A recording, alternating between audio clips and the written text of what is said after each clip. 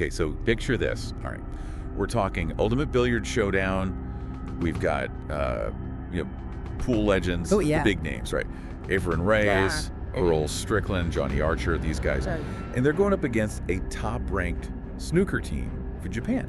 Okay. Now, just on the surface, Right. you probably think, team pool, easy win, right? Yeah, I'd probably go with those guys, yeah. I mean, we're talking Look some of at- the biggest names in billiards, period. Yeah, for sure.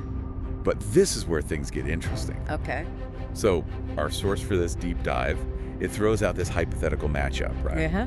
And honestly, my first thought, I was with you, team pool all the way. I mean, Yeah. Efren Reyes, come on, magician. Yeah. It's like he bends reality with that cue ball. He's something else. But the source makes this really compelling case for, get this, a Japanese victory. Whoa, okay. Dominating victory. Interesting. So what's the deal here? What gives them the edge? Well, you gotta remember, both sports, they use cues and balls and tables. Right. But the actual gameplay, Yeah. the strategies, the skills you need to be good, Uh-huh. totally different ballgame. Okay, so break it down. All right, so the source really dives into snooker strategy. Okay. It's deep, man, like chess. Woo! Really? Yeah, you gotta think many shots ahead. Huh. Safety play, planning. It's not just putting balls. Interesting. Plus those snooker tables. Yeah, they're huge. Huge. So Well, your long shots yeah. gotta be laser precise and then delicate touch around the pockets. I see. A whole different animal. Okay, so I get the strategy element. Right. But wouldn't you think those pool players, they've got that raw talent, Sure. incredible shot making? Right. Wouldn't that at least keep it close? Oh, they definitely got skills, no doubt. Right. But the source brings up this key factor, and it's the makeup of the Japanese team. Okay. They're likely to have snooker specialists. Specialists. Yeah, guys who've mastered techniques. That could throw off even the most talented pool players. Like what are we talking? Break building, for one. Break a building. Yeah, it's not just sinking one ball. Okay. It's about a whole series of shots. Okay. You set yourself up Uh-huh. to pocket multiple balls in a row. Wow. Cue ball control. Yeah. It's essential in snooker. Right. And it's something those pool players, even the greats, Yeah. might struggle to adapt to.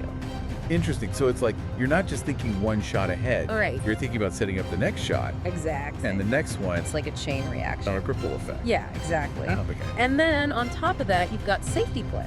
Oh, right. Yeah. In snooker, Uh-huh. a well-placed safety Yeah. can leave your opponent snookered. Meaning. No clear shot. I see. You're stuck. Tricky. So the source points to all these tactical nuances. Right. The Japanese team's experience on the bigger table. Mhm. It all adds up to a pretty significant advantage. So we've got this clash of styles, right? Totally. American pool players, aggressive, going for those big shots. Yeah.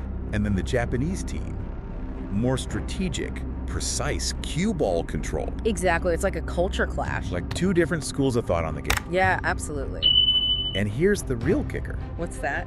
The source, it flat out says that Japan, they win this hypothetical match. Yeah. And they win dominantly. Whoa, I did not see that coming. Me neither. Dominantly, huh? Dominantly. Man, that really makes you think, huh? It does. It really does. About how skills in one sport, even if they're amazing skills, Right. don't always translate. Yeah, exactly. Like, you think these guys are the best, but different game, different rules. Different everything. Changes the whole thing. What does the source say makes those Japanese snooker players so dominant? Well, it keeps coming back to that break-building mastery Uh-huh. and their control of the cue ball. Okay. They can basically dictate the whole flow of the game. Rack-up points keep the American players on defense. Huh. The source also talks about their discipline, Okay. their patience, which in snooker Yeah. is huge. Makes sense. Yeah. This whole thing got me wondering, About what? what if we did this with other sports? Oh, interesting. Like, Picture basketball players on a volleyball court, okay. or soccer stars trying field hockey. Huh. Yeah. What kind of hidden talents would we see? Who knows? What crazy outcomes? Some of those assumptions we have Yeah. might get flipped on their head. Totally. It'd be fun to see. It'd be fun to see. Yeah. So it really makes you think. Yeah. Sometimes our assumptions, they kind of blind us Absolutely. to how complex things really are. For sure. And, there's always more to learn. That's the truth. That's the truth. Yeah. So, listeners, we want to hear from you. Oh, yeah. What other wild sports mashups can you come up with? Who do you think would win? Let us know.